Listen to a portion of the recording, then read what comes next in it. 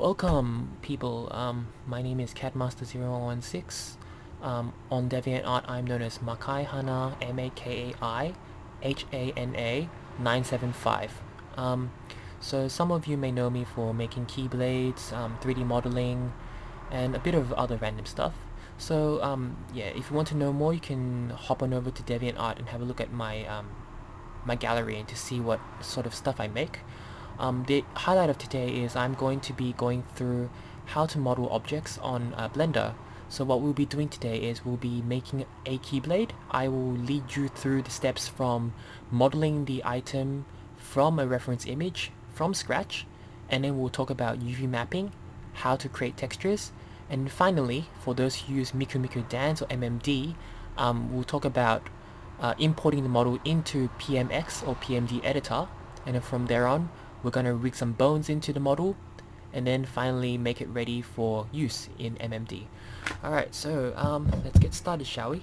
Before we go, I'm going to set a timer on my phone for half an hour, or we'll make it 20 minutes, because I don't know what the upload time for YouTube is. So we'll make it 20 minutes, and this will be delivered in 20-minute blocks, hopefully. Alright then, so let's get started. Alright, so let's get acquainted first with Blender. When you first open up Blender, you will see that there is a screen with this strange caterpillar-like face thingy. Just click anywhere on the screen to make it go away. And then let's go through some basic controls, alright? So, using Blender, I don't say that I'm a master at using Blender. I only started teaching myself how to use Blender. There are some other very, very good tutorials on YouTube which you can find in your spare time and have a look at those. But for simplicity's sake, I will give you the shortcuts that I normally use, and hopefully you will find them useful too. Alright, so on this page, what you will see first, you will see many things. Up here it says user perspective. In the view for Blender, you can toggle between two views. One is perspective and one is ortho, which you can change by pressing 5 on the numpad of your keypad. If pushing 5 doesn't do anything, you may need to do something in your settings, and I highly encourage you to go Google how to do that. I think I changed my settings a while back, but I don't know how to do it because I haven't done it for a long time. So yeah, so just give it a go. Hit 5 on the keypad and you'll see that the words change from from perspective to ortho. Ortho is what we'll be primarily using, okay? On your numpad as well, I tend to use a lot of things on my numpad. You will see that there are pushing different numbers will do different things. So if you hit 1 on your numpad, it goes into the front view. I call it the front view. It calls it the front ortho view as well. And what you will notice immediately is you'll see a red line that is horizontal and a blue line that is vertical. These are basically your axis. So if you look down here, there's a Z axis and an X axis. X being the red and Z being the blue. If you hit 2 on your num keypad, you'll find that it rotates the view. It rotates it vertically, I think. Yeah. Well, anyway. So yeah, so you can rotate the view along the vertical axis. There, rotate it along the X-axis, I should say. So hit 1 to go back to front view. If you hit 3, you end up going to side view. Yeah. So 1 front view, 2 to rotate in across the X-axis, and 3 to see side view. Another thing you can do is when you hit 4 rotates it along the Z-axis. So now, can you see the cube spinning? And how it differs to number 2 is that 2 spins it in the X-axis. Okay, I've just realized something, that I have not turned on my my keystrokes. So give me a sec. Where is it? Turn you off, turn you off, turn you off, off. Too many things. And the screencast keys, here we go, start display, here we go. Okay, so now you can see down here my mouse when I click. Cool, awesome. So let's go back to where we were talking about. Front view, numpad 1, and then numpad 2 is to rotate along the X-axis. Numpad 3 is to go into side view. Up here on the label it says right ortho, so we're looking at it from the right. We're looking at it from its right side. Hitting 4 will cause it to rotate again. Hitting 5 will cause it to rotate in the opposite direction along the Z-axis. Now pushing 7 will allow you to look at the object from a top-down view, so from a bird's eye view. Pushing 8 will cause it to rotate again. I think it's quite similar to 2. And then pushing 9 will cause it to flip in the opposite direction. So if we're looking at it from the front, so I hit numpad 1 from the front. If you hit numpad 9, you'll flip to the back. So front, back ortho. Can you see up here? Back ortho, front, back, back. If you hit 3 on the num key, you will go to right ortho. Hitting 9 will change it to left. So it flips to the opposite direction. So left, right, left, right, okay? Hitting 7 is from top-down view, and hitting 9 will cause it to change from bottom-up view. So bottom ortho. Alright, so now we've got this, now that we've got the axis started, for those who want to know another term, when I'm talking to other people, like because of my medical background, I tend to call the front view the coronal plane, because it allows you to see the left and the right. If you look from the side view, I usually call it the sagittal plane, because it allows you to see from the front from the back. That's basically the what we call the anterior to posterior. But anyway, that's a story for another day.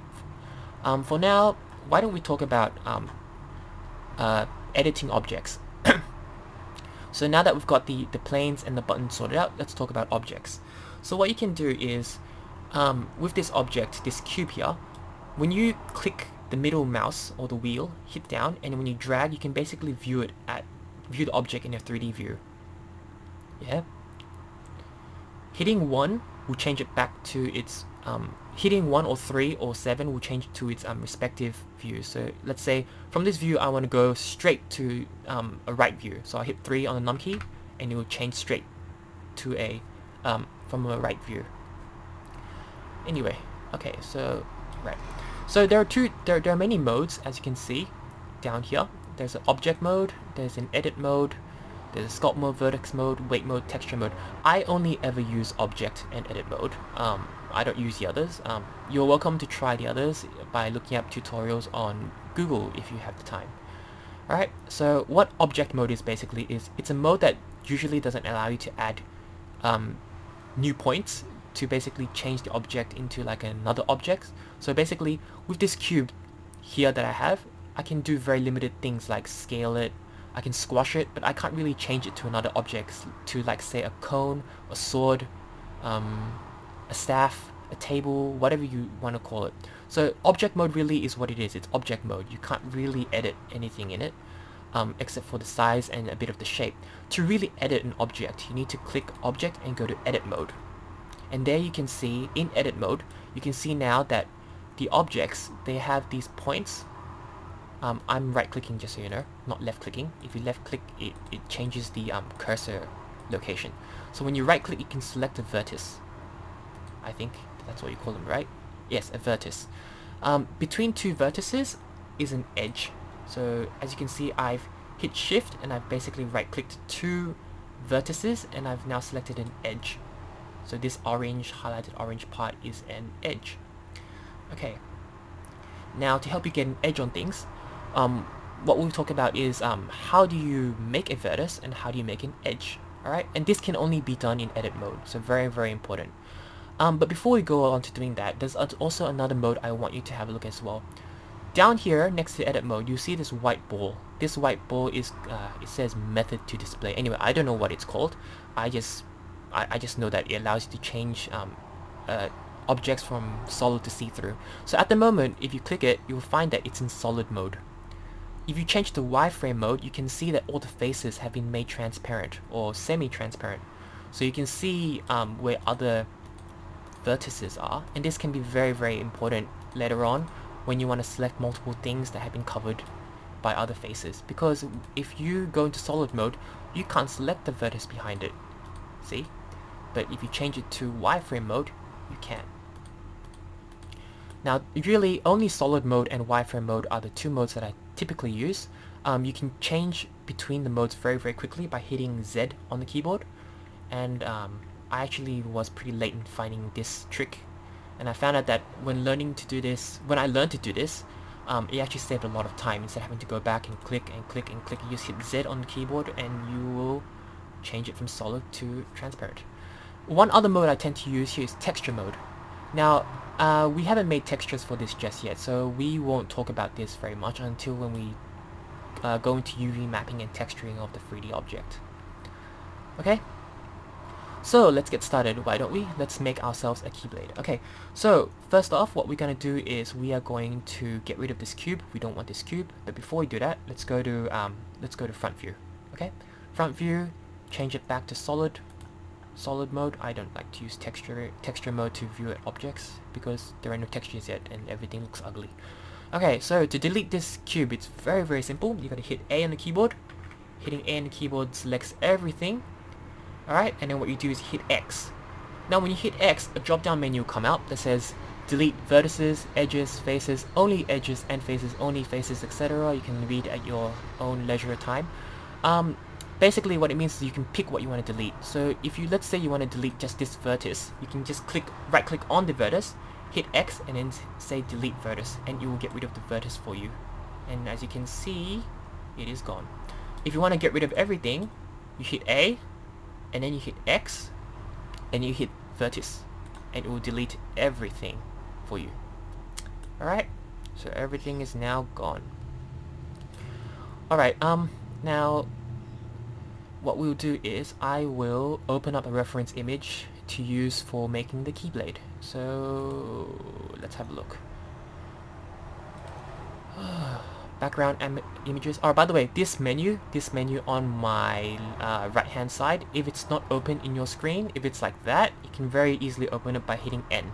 If you hit N, it will pop up for you. To insert a background image, you want to go to background images, click the checkbox, click the drop down box, and then click add image. And from add image, you want to go look for your reference image that you're going to be using to make your weapon. So add image, open, and I'll go to desktop, project Keyblade, reference. Alright then, so we've added an image. Where's the image? We don't see the image. Okay, so this actually gave me a lot of headache. And to actually view the image, you have to be in auto view. That's the first most important thing. And secondly, you have to be in one of the planes that looks at it from the front, from the sides, or from top down. It will not let you see the image from any other angle. So by reiterating that, hitting num key 1, 3, or 7 will make the image appear. So if we look at it from front view, there, it's come up. And I think some of you may recognize this image from Marduk Curious on DeviantArt. He is a very amazing Keyblade artist. I believe this was a commission. It is a fan or a original Keyblade made for someone, I believe. And basically I've been asked to make this Keyblade by another DeviantArt member. But anyway, that's for another story for another day. Alright then, cool. Let's get started with the object. So what we're going to do is, it's a bit hard to make an object when it's at a tilt. So what we're going to do is we're going to try and make this object align to the blue and red axis. And we can very easily do this by going down to the settings here, under the reference image that you've added. This top part basically shifts it left and right. And this part here shifts it up and down, as you can see. This is a scaler, so it will scale it small and scale it big, while this one will flip it vertically, and this one flips it horizontally. This says rot, and I believe some of you may have already noticed it probably means rotation, and for those who guessed it, you are absolutely correct. It rotates the image. Alright, so what we're going to do is we're going to try and straighten out the image before we work on it, because trying to model an image in an awkward view becomes a very difficult task. So the first thing we want to do is try and straighten out the image. Try and make it align to the axis. So as you can see, I've rotated it at a negative 25 degrees angle, and we're going to try and see if we can make this handle align to the x-axis. Oh, by the way, if you're wanting to know how I scroll in and out, it's basically using the scroller on the mouse. If you want to know how I scroll up and down the page, you push and hold down shift, and then you scroll up and you scroll down. That's how you do it. You gotta push and hold shift. If you want to scroll left and right, you basically hold on down control and you scroll left and right.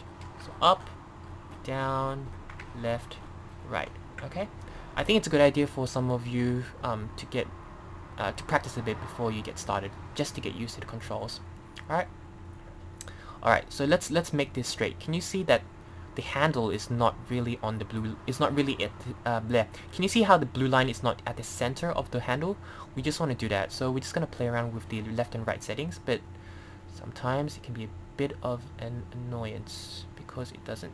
Alright, so let's make it 0.35. Not exactly the center. Let's make it 0.356. 357. Okay, we'll make it 357. Okay, so 357 it is. Alright, so all we're going to do now is we're going to make an object. We are still in edit mode, so we are still in the first object that's been created. So if you have a look down here, it says cube. Alright, so we're still in the cube that used to exist, but we're going to change the name later on. Alrighty, so what I want you to do now is click anywhere on the screen. Preferably I will click between the handles. So I will click here, scroll up, find transform, or no, find, where is it? 3D cursor. 3D cursor. Location, I want you to change X to 0 and Y to 0. This just makes it easier later on for when you're wanting to flip models back and forth. You won't have such a headache. I didn't do that before when I first started 3D modeling, and I found I had a very bad time, very hard time. So it's just a habit that I do now based on trial and errors. Alright, so after flipping all that, what you want to do is we're going to try and create the handle first. So as you can see, this handle here looks cylindrical. Now you can either model a cylindrical shape from scratch, which I will not do because that will take a lot of time and it's ridiculously it's a stupid idea basically. What you can do is you can go to your left tab and you'll see tools, create, shading, UV, etc. Click on create and click on cylinder, and instantly, voila, you will see a cylinder pop out. This cylinder is in solid mode, so you will see all the faces in solid mode. If you want to change it to wireframe mode, you can see through all the faces. But anyway, alright, so now that we're here, if you look down here, you'll find that there are other settings for modifying the cylinder. Vertex basically means how many slices you want to take on the cylinder. I'm not sure if that's a good way of explaining it. Anyway, a good way to do it is to demonstrate. So 32 vertices. What happens when I increase the number of vertices? Can you see that there are more it's basically being cut up, more slices have been added, and now it looks more smooth as opposed to having less vertices. So that's a cylinder of 3 vertices. As you can see, it's very chunky. So let's go back to what it used to be, 32, and we'll leave it at that. Alright, so now the radius. For the radius should be very simple. It's basically how big you want the tube to be. Okay, so for the Keyblade's sake, I'm going to make it roughly about that size. Alright, it's going to fit. It doesn't matter, it doesn't have to go all the way, because keep in mind that this top part and this bottom part will be covered by the hilt later on. Alright, the depth basically means how long you want to make it, so you can make it long as you want, or you can make it as short as you want, but for our purposes, we'll just make it just right. Just like, yeah, okay, cool. So now we've got the first part of our hilt, or not hilt, our handle done. Let's make this part. Can you see this yellow part here? This part. And for that, for us to make that part, it may take a bit more than just using a simple cylinder. So what we're going to do is we're going to try and use a circle and extrude it. Alright, so before we do that, I want you to exit from edit mode. You can do this by hitting tab on the keyboard. Yep, so now you've exited from edit mode and now you're in object mode. And what I want you to do now is to hit insert plane immediately and hit tab again to enter edit mode. So now we're in edit mode again. So you tab in and tab out of edit mode. Okay? Now that we're in edit mode, hit A, highlight everything, hit X, and then click delete vertices. Alright, so now everything that we had, that plane we added, is now all gone. We're gonna start from scratch. Now what we're gonna do is we're gonna find at the level where we're roughly gonna start making the handle guard thingies. So I'm gonna start here. We can make the bottom one later, but we'll start at the bottom. We'll start at the top first and make the bottom one later. So now that we've clicked at the top again, if we look at 3D cursor, we need you to change that to 0 again. The X and the Y sections to 0. Otherwise, it becomes hard to becomes difficult to mess with later when you wanna reflect the images, when you wanna reflect the models. Yeah, you'll see later. So let's hit circle, and as you can see, circle, it comes up with a circle straight away. Now to make the circle smaller, you can do it by lowering the radius, reducing the radius, or you can do it by hitting S on the keyboard. Now hitting S on the keyboard allows you to scale or stretch an object. Okay? The interesting thing about scaling an object is not only can you scale it in all the axes, you can also stretch it as well. So if you hit S and then you hit X immediately afterwards, you can actually stretch it along the X axis or stretch it along the Y axis, which is a very interesting thing that you can do. Okay, so we'll go back to front view, Control Z to get rid of all the strange things that we've done to it, and we have this. Now, you may be wondering now, if we... Okay, I'll turn it off, that's okay, that's my timer. So you may be wondering now, we have a solid, but then we also have a bunch of edges. How do we turn a bunch of edges into a solid, or have a face at least? Well, a face can only be created when you have 3 or more vertices bounded together by edges. So if you have 2 vertices, you can't make a shape. You can't make a triangle shape, basically. You have a line, and that really isn't considered a face or a shape. Alright, so in this case, to make a face, you basically have to highlight all the vertices. You can either do this by hitting B in the keyboard and then selecting all the vertices, or you can hit A and then hit F. F is very important. You need to know your F, because what F does is it allows you to create edges between 2 vertices. It also allows you to fill in the faces between 2 or more vertices, creating edges or shapes. I'm not sure if that made any sense. Anyway, okay, so we've basically filled in that circle, and now we're going to make the top part of the handle. We can easily do that by extruding it. Hit E on the keyboard, and then hit Y. Hit E and then hit Z, and you can. Why isn't it doing that? Hit Z. There we go. So when you hit Z, basically means it extrudes it in the Z axis, and it's very nice and clean. So we're gonna put it approximately there. It doesn't matter because really this part's gonna be covered by the hilt later on. Hit S to scale. Done. Now for the bottom part, we can basically do everything again like we did for the top, or we can select everything, Shift D duplicates it, click once on the left hand side, click once using your left mouse button, and then go to Mesh, Mirror, and then Z Global, and from there you can basically move it down by clicking on the blue arrow that pops up. This blue arrow can change, by the way, down here. It's gone. You can turn it off, or you can turn it on, and it has many tools. So you can. This one allows it to move. This one allows it to rotate. There we go. And this one allows you to stretch it in a given plane.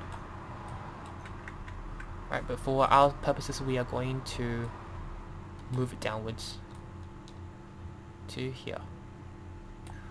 Okay. Now, once we've done that, we can exit out of edit mode. All right.